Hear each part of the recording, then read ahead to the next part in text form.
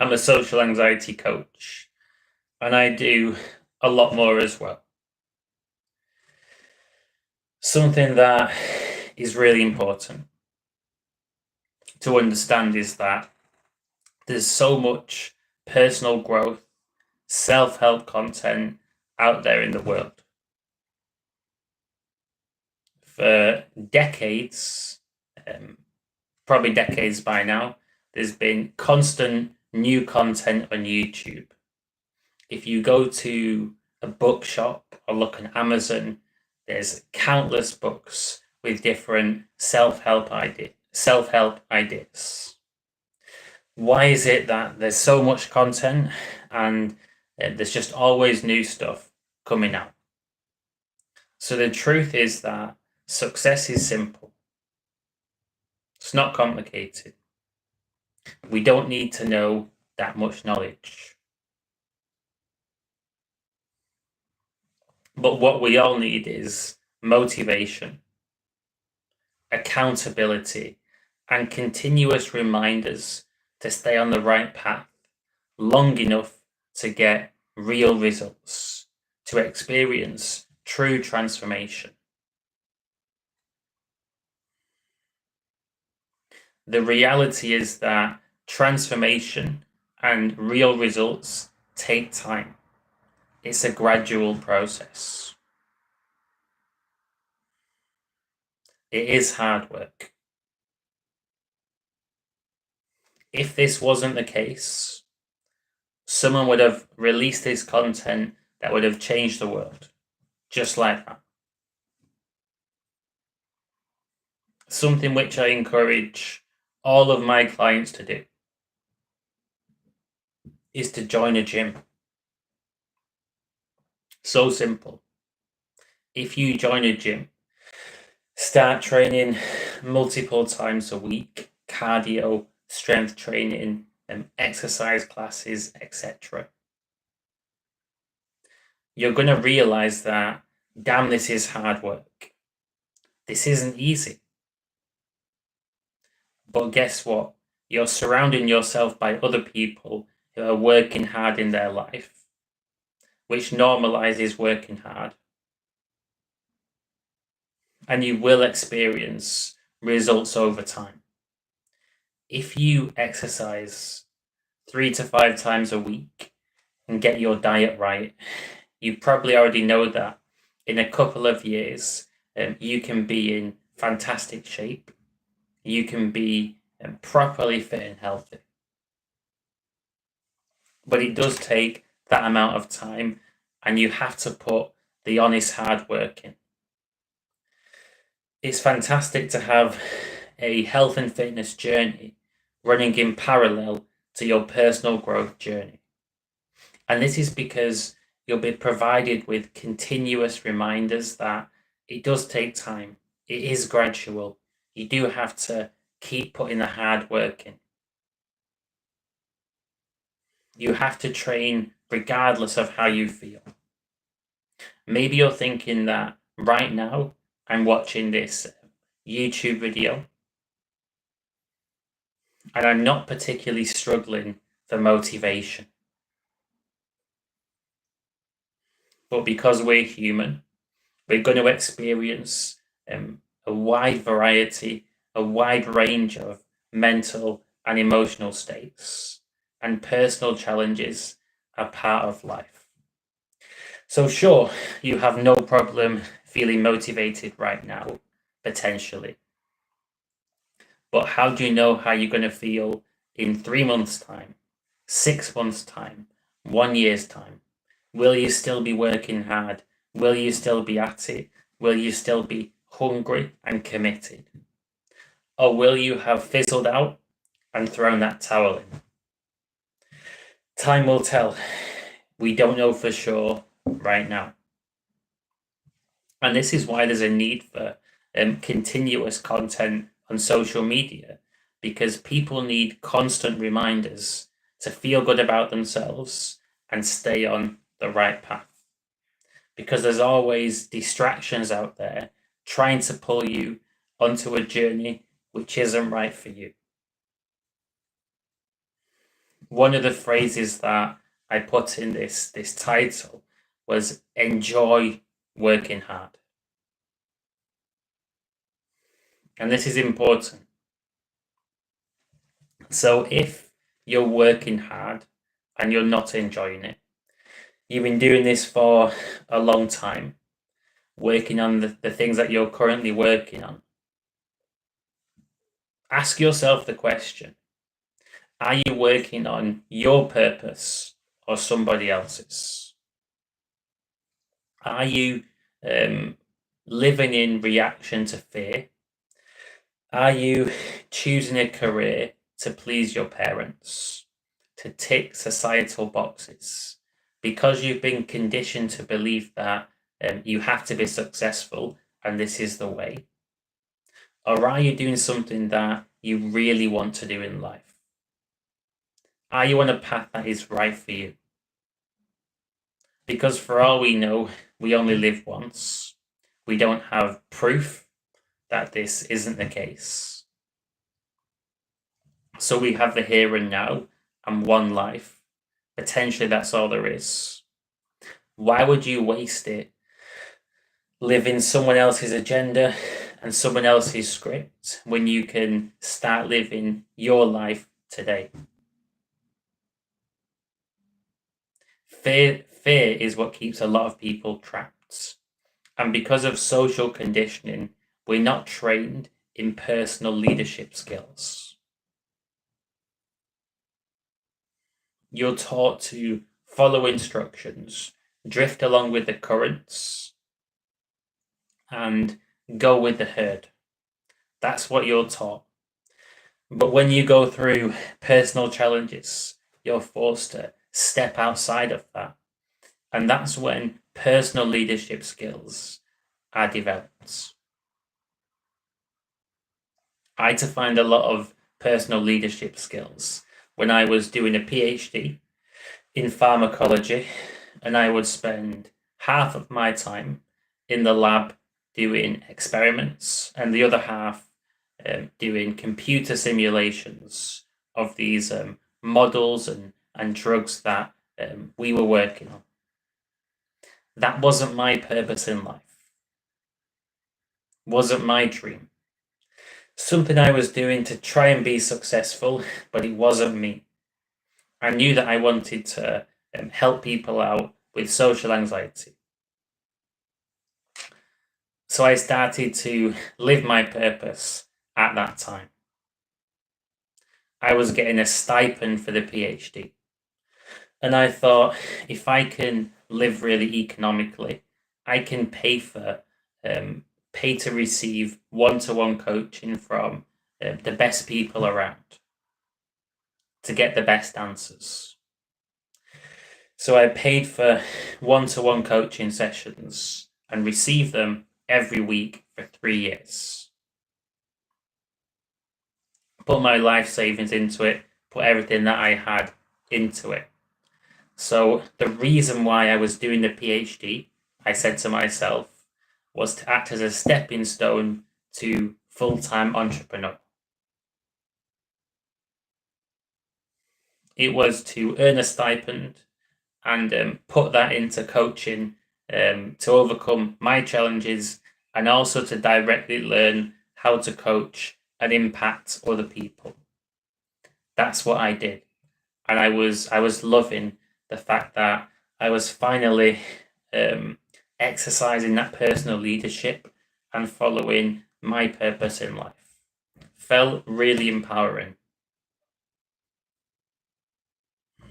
I was no longer drifting along with the currents. I figured out and realized what was the right path for me, and I was on it. So you might think that, do you know what, Phil? I like the idea of pursuing my purpose, but I just don't have the time. I'm just too busy. I work in the daytime and I'm tired when I get home. I remember someone saying this to Tony Robbins during a seminar, saying that they work 9 to 5 and they don't have the time. And Tony Robbins said, in response to this, What about the other 7 hours?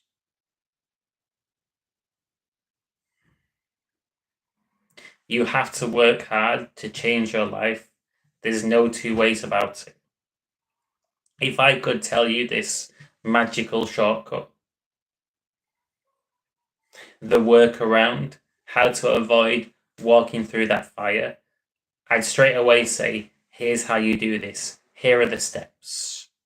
But as far as I'm aware, that's fantasy. That isn't the real world. You do have to work hard to change your life.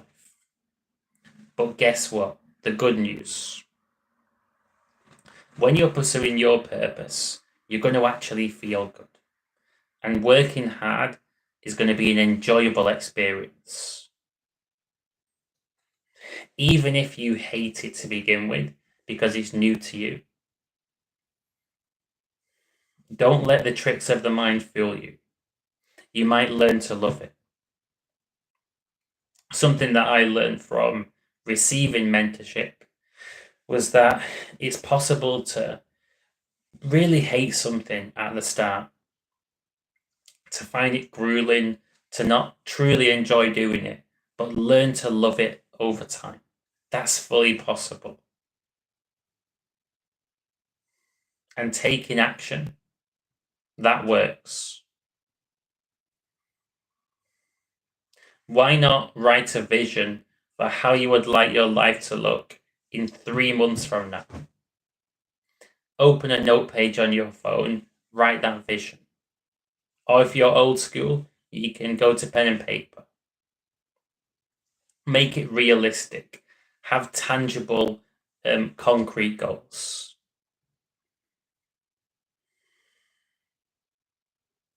This is great for motivation. You're not thinking too far ahead. You're thinking practically. Now you have goals you're focused on. Think of a task that you can do sometime over the next week to make progress towards that goal, or those goals that you've got written down. After you've taken action in that week, from this new place, build a habit of taking more action. The more action you take, the more motivated you feel. So motivation, it always comes after taking action. It's like a tail of an animal. It doesn't come first. You can't wait for motivation to magically arrive in your life to then take action. That's the wrong way round. You'll be waiting for too long and life will pass you by. You have to start ready to get ready, and there's no better time to start than right now. If you have a mountain to climb and it's right in front of you, the more you delay it, the more you turn away from it, the more you pretend that the mountain isn't really there, the more you're delaying the fact that at some point you have to overcome that mountain. But imagine that you face it, you just make a start and keep on going. When you get yourself into this flow state where you're enjoying working hard, you'll be making fast progression up that mountain and having a good time, having a blast while you're doing it.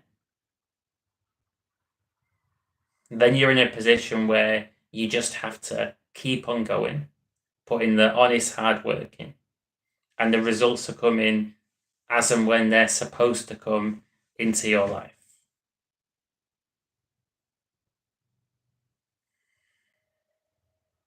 And if it's helpful for you, you can find a friend who's on their journey and you can pair up.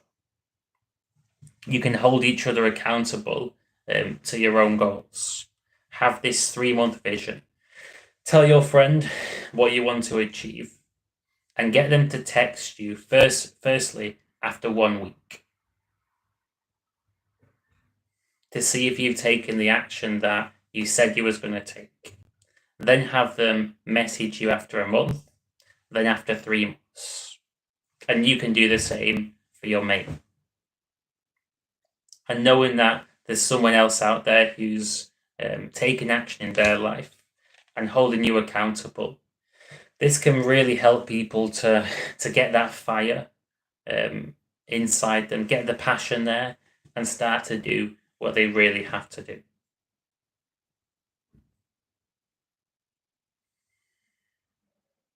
So there isn't a shortcut.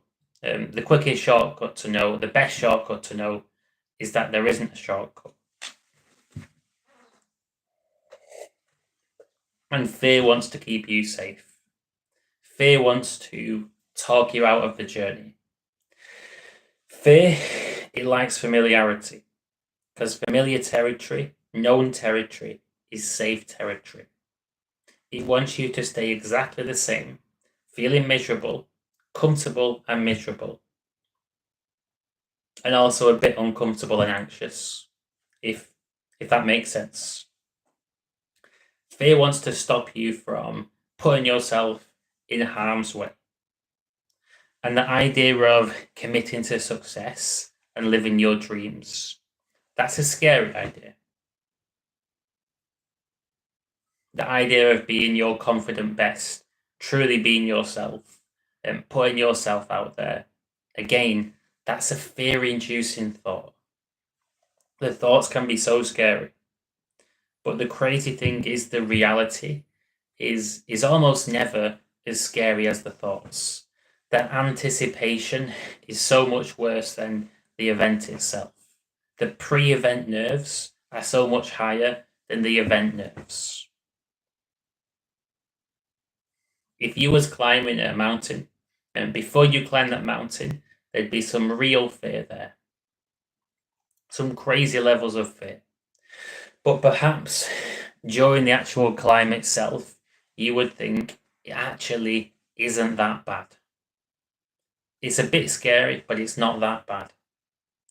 And with experience and time, exposure, you would learn to be less afraid.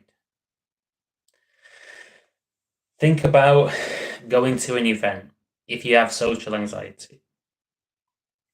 You're going to go to a coffee social and meet some new people. For example, one of my coffee socials that I put on every month in Birmingham. Before going, you're probably going to feel afraid and nervous.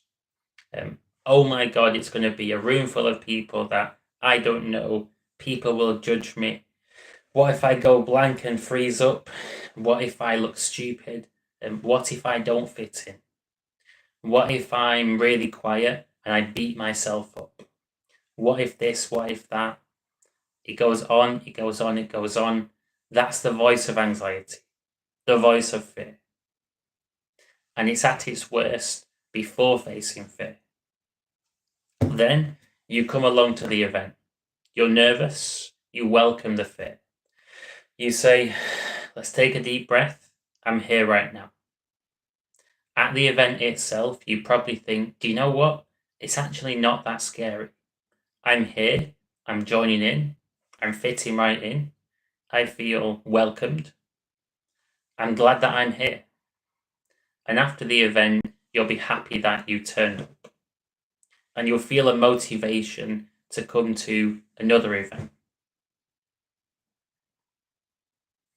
This is a really common pattern with social anxiety. And it's the same pattern with pursuing your dreams for a lot of people. It's that anxiety voice trying to talk you out of doing things that are going to help you out in your journey. Exposure therapy does work for building confidence and achieving your dream life, becoming your dream person, the most confident version of you that you can imagine. But you have to do it in the right way. So imagine that you was in a gym and you really wanted to build some muscle. If you picked a weight that just wasn't a challenge, you could curl that weight all day and not that much would happen. You wouldn't grow much in strength. That's like someone who's staying in the comfort zone not challenging themselves. But on the flip side, if you go crazy, you pick up some ginormous dumbbells, you might injure yourself in the process and actually feel discouraged. But if you find a weight that's just about right, it's a challenge to lift it. You're having to really put effort in, but you can handle it. You can do a number of reps before you fail. That's a good weight to help you grow. And this analogy applies really well to facing social fears, which is the best way to grow in social confidence and reduce your social anxiety. Facing the social fears of being yourself, putting yourself out there and really connecting with people. You want to be vulnerable so that you feel nervous. There's fear in your body. Your heart rate's going up. There's the symptoms of anxiety and fear. That's a challenge. But you don't want to be so overwhelmed with fear that you're completely paralyzed, you freeze up, and it's just too much. You want to be in that sweet spot where you feel nervous, you feel afraid, but you know that you can handle it. Okay, I'm scared right now, but I've got this. I'm okay with this. I feel a bit uncomfortable, but I know that I can get comfortable with this level of discomfort. That's exposure therapy done in the right way. And over time, you adapt and adjust. And what once felt like a challenge doesn't feel like a challenge anymore. And I'm talking about exposure therapy because it's the fears that are stopping you from living your dreams. And what I'm saying is that if you can get exposure to those fears in the right way, so you're not overwhelmed, but you are challenging yourself, that's when you're going to make the most progress.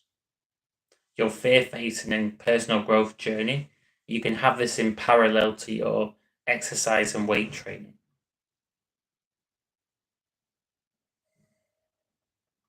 And if you're looking for someone to have a chat to on the outside, confidential conversations where you can just get anything you want off your chest, someone to motivate you and hold you accountable to your goals, you want that help and support, feel free to send me an email and we can get on a call and I can give you a pay-as-you-go coaching session for £100. And if you're interested in coming down to one of my live coffee social events, again, send me an email and I'll message you a link so you can come along, join us, and enjoy your journey. So until next time, hope you have a great rest of your day. I have a 20-minute chill out, then a 2-hour coaching call later on. So I'll make sure that I get myself in the zone to help out my client.